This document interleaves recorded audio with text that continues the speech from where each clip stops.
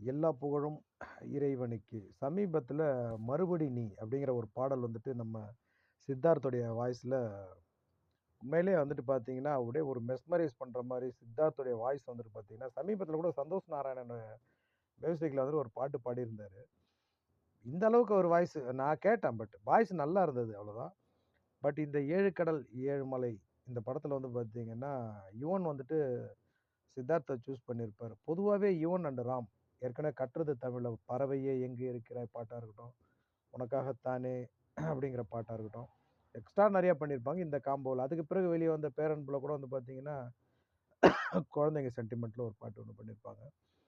அந்த பாடல் வந்து பார்த்தீங்கன்னா பெரிய ஹிட். இந்த "ஏழு கடல் ஏழு மலையில" மறுபடி நீ இந்த பாடல் வந்து பார்த்தீங்கன்னா, மெஸ்மரைஸ் பண்ண மாரி காதுல இன்னமும் ஒலிச்சுக்கிட்டு இருக்கு.